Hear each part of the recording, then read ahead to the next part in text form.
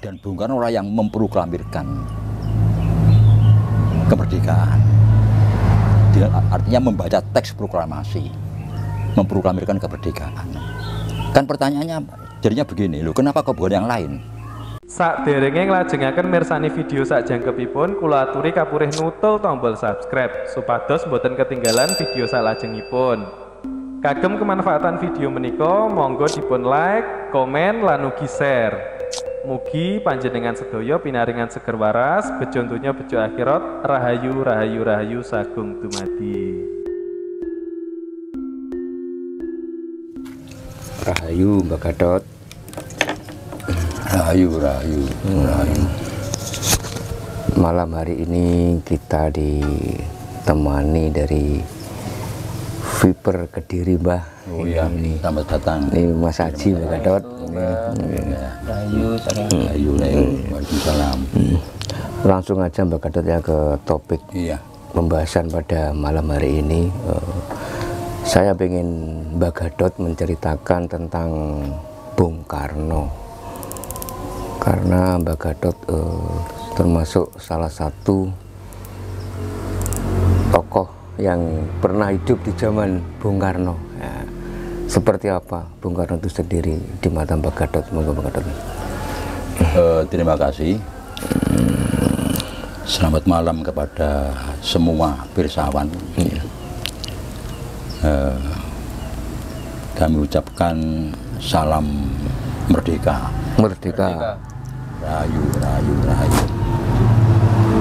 Memang sekarang ini bulan April ya. 1,5 bulan lagi jatuh pada bulan Juni. Iya, Pak. Bulan Juni itu bulan Bung Karno. Jadi lahirnya Bung Karno, wafatnya Bung Karno, sehingga disebut bulan Juni itu bulan Bung Karno. Memang saya mengagumi Bung Karno itu. Bukan berarti saya paham siapa Bung Karno, bagaimana ajarannya. Cuma dalam kesempatan ini saya sangat ingin berbicara tentang siapa sih Bung Karno itu. Kenapa kalau kita berbicara tentang perjuangan merebut dan mempertahankan kemerdekaan itu kita kaitkan dengan Bung Karno, bukan dengan yang lain. Ini tidak berarti mengurangi rasa hormat, pengakuan jasa dan pengorbanan dari tokoh-tokoh yang lain, tidak. Bung Karno sendirian juga tidak mungkin kan bisa berjuang sampai Indonesia merdeka. Nah, bicara tentang Bung Karno pada masa itu, memang Bung Karno tokoh sentral dalam diantara tokoh-tokoh yang lain. Dan Bung Karno lah yang mencetuskan revolusi. Revolusi Indonesia harus merdeka, itu Bung Karno. Jadi sejak Bung Karno itu mendirikan Partai Nasional Indonesia ya waktu itu, lantas Bung Karno juga mendirikan perhimpunan persatuan dari partai-partai yang ada, dihimpun jadi satu perhimpunan dan diminta oleh Bung Karno semua yang menjadi maksud dan tujuan didirikan partai itu supaya diarahkan ke satu arah, yakni Indonesia merdeka, tidak pada yang lain. Dan ini berhasil. Bung Karno sendiri sebagai ketuanya, lantas semua gerakan dari para pejuang pada masa itu tujuannya cuma satu, Indonesia merdeka. Nah, ini yang disebut bahwa Bung Karno sebagai tokoh sentral. Beliau yang mencetuskan revolusi. Beliau yang memimpin revolusi itu. Ya. Dan akhirnya berhasil merdeka.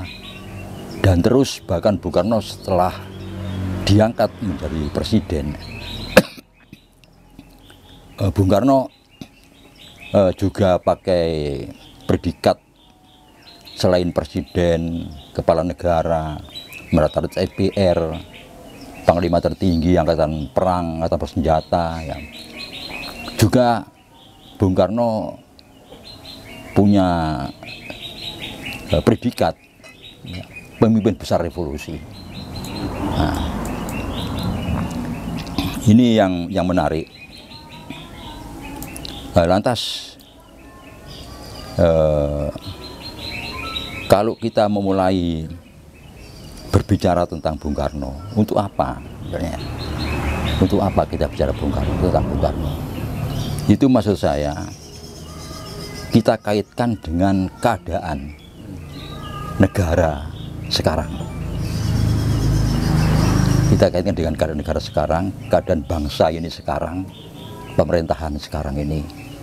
Karena Bung Karno pada masa perjuangan sampai merdeka, beliau yang bersama dengan para pejuang yang lain itu menempatkan dasar-dasar daripada perjuangan itu, tentang dasar negara, sendi-sendi revolusi, dasar pemerintahan, ya, sampai kepada jalan untuk mencapai tujuan, dan tujuan itu sendiri. Jadi start kita berjuang untuk mencapai Indonesia itu menjadi negara yang makmur, itu sudah oleh Bung Karno dengan kawan-kawannya sudah dibentuk kerangka dasar, dibentuk landasan perjuangan. Lantas Bung Karno juga menyebut tentang tujuan daripada revolusi itu. Oleh karena itu, karena Bung Karno yang mencetuskan revolusi, diawali dengan Indonesia harus merdeka, dan Bung Karno yang memimpin sendiri perjuangan itu, dan Bung Karno yang memproklamirkan kemerdekaan. Artinya membaca teks proklamasi, memproklamirkan kemerdekaan. Kan pertanyaannya jadinya begini, loh, kenapa kok bukan yang lain yang membaca teks proklamasi itu memproklamirkan itu? Ya berarti semua rakyat ini percaya itu harus Bung Karno yang memproklamirkan itu, baru punya nilai yang sangat tinggi, baru diperhitungkan baik oleh kawan maupun lawan. Nah, kita mungkin zaman sekarang tidak percaya. Nah, coba kalau kita membaca kembali perjuangan beliau sejak beliau dewasa dan sekolah, akhirnya kuliah sampai lulus dari ITB, sekarang ITB itu ya, Institut Teknologi Bandung itu, perjuangannya itu layak. Jadi Bung Karno itu diperhitungkan memang. Karena Bung Karno yang memproklamirkan kemerdekaan ini, maka semua percaya, semua bangsa, semua rakyat ini percaya bahwa kita merdeka. Dan semua bangsa luar itu menjadi terperangah. Terperangah artinya wah yakin betul ini. Nggak main-main Indonesia ini. Karena Bung Karno yang memproklamirkan, bukan yang lain. Nah, ini harus kita akui. Harus kita akui itu. Nah, andai kata bukan Bung Karno, mungkin dari gobris lah, oleh bangsa lain. Bahkan bangsa kita sendiri mungkin ragu-ragu, apa betul ini? Tapi demikian Bung Karno memproklamirkan, saat itu juga langsung dikembangkan berita itu, disebar luaskan lewat radio, lewat koran-koran, lewat apa saja sudah, gedok tular, ditulis di mana-mana, seluruh Indonesia. Dan saat itu juga bangsa luar dengar, mengakui. Nah, baru nanti timbulnya pengakuan resmi kan dari negara lain, baru ada pengakuan itu diperhitungkan oleh apa ya, Persatuan Bangsa. Nah, ini yang membuat kita bahwa Bung Karno itu paham betul apa yang harus dilakukan, paham betul tentang revolusi itu, gerakan kita, gerakan bangsa Indonesia saat itu, paham betul Bung Karno. Jadi sampai sekaligus dengan merasakan apa yang telah dilakukan ini, apa yang harus dilakukan, merasa. Nah, sehingga disinilah akhirnya kalau setelah Bung Karno wafat, ya, terus penggantinya itu seharusnya mulai berpikir, apakah kita yang sekarang ini di dalam hidup berbangsa bernegara sesuai dengan cita-cita Bung Karno, yang berarti cita-cita proklamasi. Ini yang penting, sehingga bersambung.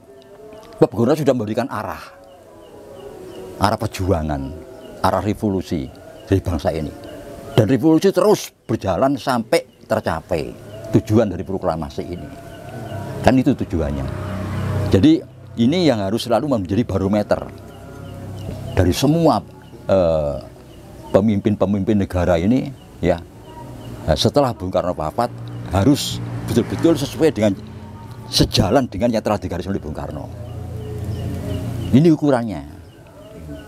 Nah, kenapa? Ya, karena proklamasi ini sebagai tonggak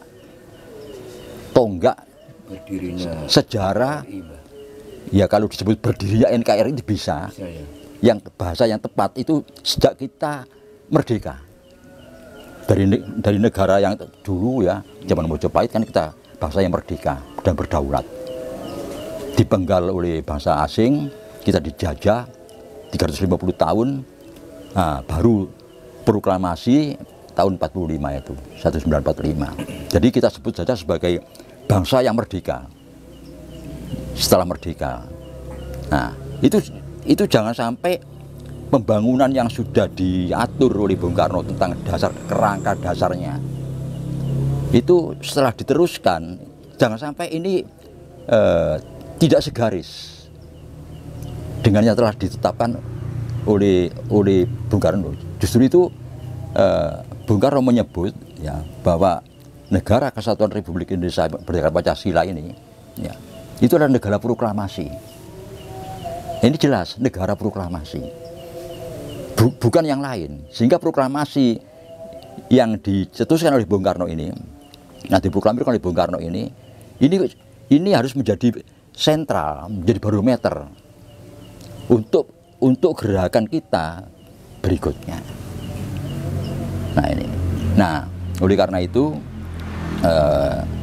saya di dalam kesempatan ini minta maaf kepada semua pirsawan, bukan berarti keminter, ya, bukan berarti saya ini sok tahu, bukan. Ini hanya tergugah saja. Hati nurani saya tergugah untuk berbicara tentang Bung Karno ini dalam kaitan dengan perjuangan penyelesaian revolusi sampai tuntas. Nah, oleh karena itu di sini pertama yang saya buat pegangan ini, saya awali dengan Indonesia menggugat. Nah, Indonesia menggugat. Nah, kenapa itu? Nanti saya terangkan berikutnya. Jadi pada saat Bung Karno itu ditangkap oleh polisi kolonial, lantas dipenjara, ditahan untuk disidangkan. Nah, Bung Karno di dalam pembelaannya yang disebut dengan pembelaan politik, ya, itu akhirnya pembelaan politiknya ini oleh Bung Karno disebut Indonesia menggugat. Ini nanti saya terangkan pertama. Nah, di dalam Indonesia menggugat ini saya nanti akan berbicara tentang hal-hal yang berkaitan dengan teks Indonesia menggugat ini. Pertama, dialognya Bung Karno pada saat beliau dari Jakarta ke Sulu, Surakarta ya, bersama Gatot Mangkuprojo. Naik mobil ini sehari sebelum ditangkap, ke Bogor-Buron. Waktu itu Bogor-Buron, kenapa nanti saya jelaskan tahap demi tahap. Oh, sebentar Pak Gatot. Sebelum Bung Karno memproklamirkan kemerdekaan itu kan banyak yang dilakukan oleh para pemuda-pemuda Indonesia itu, bagaimana untuk Bung Karno dan Bung Hatta secepatnya untuk memproklamasikan. Setengahnya kan dipaksa Pak Gatot. Sebetulnya kan waktu itu belum saatnya kita untuk melakukan kemerdekaan, tapi karena dipaksa oleh para pemuda, akhirnya Bung Karno dan Bung Hatta memaksakan diri untuk membacakan proklamasi itu. Bagaimana untuk meneruskan itu, apa manfaat itu? Itu nanti saya terangkan dalam penjelasan berikutnya. Iya. Jadi ini saya bicara rasionya dulu. Oke. Rasionya saya menerangkan tentang Bung Karno di dalam kaitan beliau memasang kerangka landasan perjuangan sebagai barometer untuk meneropong apa yang kita lakukan setelah Bung Karno meninggal, setiap zaman. Ya, ini saya sebutkan dulu poin-poinnya yang buat saya berdasar. Ya, satu tentang Indonesia menggugat, kedua tentang di bawah bendera revolusi. Di bawah bendera revolusi itu jilid pertama itu menyangkut pandangan Bung Karno tentang revolusi, pandangan Bung Karno tentang nasionalisme, juga pandangan Bung Karno tentang faham-faham isme yang lain di dunia ini, kapitalisme, ya, liberalisme, sosialisme, komunisme. Ya, itu Bung Karno punya pandangan. Beliau paham tokoh-tokoh pencetus isme itu. Ini dari di bawah bendera revolusi jilid pertama. Nanti ada juga saya kaitkan dengan di bawah bendera revolusi jilid yang kedua. Di sini tentang pidato-pidato Bung Karno setiap 17 Agustus mulai 45, 46 sampai 1965. Itu nanti saya buat dasar. Ya. Yang ketiga tentang ini biografi Bung Karno. Bung Karno sebagai penyambung lidah rakyat yang ditulis oleh Sandy Adam, ya. Itu menyangkut tentang masa kecil Bung Karno sampai Bung Karno menjelang akhir jabatan. Ini banyak yang harus saya cuplik. Yang keempat, ya, itu yang saya ketahui bagaimana pandangan masyarakat tentang Bung Karno, baik itu pada masa-masa pemerintahan Bung Karno sampai sekarang. Ini ada unsur subjektifnya. Juga nanti yang kelima, jadi dasar yang kelima yang saya buat untuk menjelaskan nanti menyangkut pandangan saya secara subjektif, apa sih maksud Bung Karno dalam setiap kata-katanya, setiap ucapannya, setiap pidatonya yang berisi sesuatu yang harus diterjemahkan. Nah, ini karena waktu itu harus dicari apa maksudnya Bung Karno ini dengan kata-kata ini. Nah, ini saya secara subjektif berusaha untuk memahami. Ini juga saya pakai sebagai dasar. Nah, satu ya, Indonesia menggugat. Kedua, di bawah bendera revolusi, jilid 1 dan jilid 2. Kedua, dari Bung Karno penyambung lidah rakyat dari Sandy Adam, ya. Ke berikutnya tentang pandangan masyarakat tentang Bung Karno dan pikiran subjektif saya, apa maksud Bung Karno dalam hal-hal yang di situ masih kadang-kadang masih perlu diterjemahkan. Nah, yang menyangkut Indonesia menggugat Itu ada 3 poin yang nggak bisa ditinggalkan. Ya. Satu tentang dialog Bung Karno dengan Gatot Mangkuprojo sehari sebelum ditangkap. Siapa itu, Bang? Bung Karno. Yang Sehari Pak Gatot itu. Gatot Mangkuprojo itu kapan seperjuangan. Kapan seperjuangan Bung Karno. Itu satu mobil dari Jakarta ke Solo, ke Surakarta. Nah, di mobil ada dialog di situ antara Bung Karno dengan Gatot Mangkuprojo. Bahwa itu Mbak ya, sebelum memproklamirkan kemerdekaan itu Mbak ya?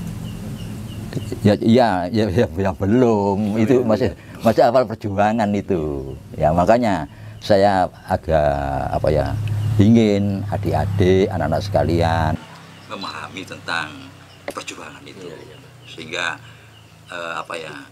pahamlah bagaimana pengorbanan para founding father kita di dalam memerdekakan bangsa ini.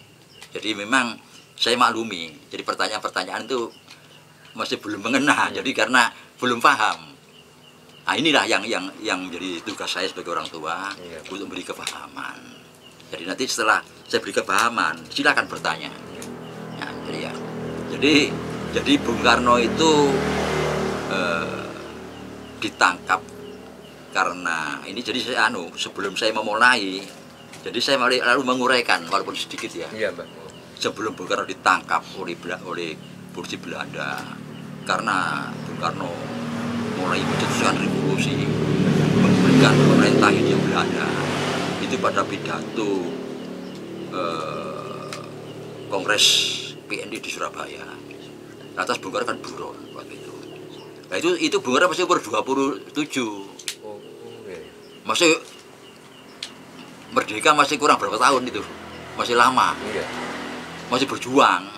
Ya, masih berjuang. Jadi kan tahun 45. Itu Bung Karno masih umur 27. Bung Karno jadi setelah itu terus Bung Karno karena buron, Bung Karno sembunyi.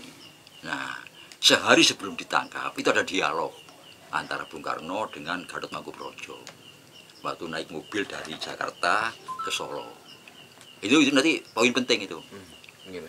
Nah, yang kedua, pada saat beliau masuk tahanan, sebelum di sidang kan diberi kesempatan untuk berbicara dengan pengacaranya.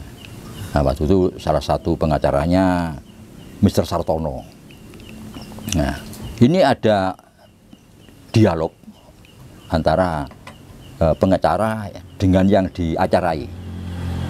Jadi Bung Karno sebagai terdakwa ya, ini diberi kesempatan untuk berbicara dengan pengacaranya, advokatnya. Ini penting juga nanti menjadi dasar ya. Lantas ketiga tentang pembelaan Bung Karno sendiri. Jadi kalau pengacara itu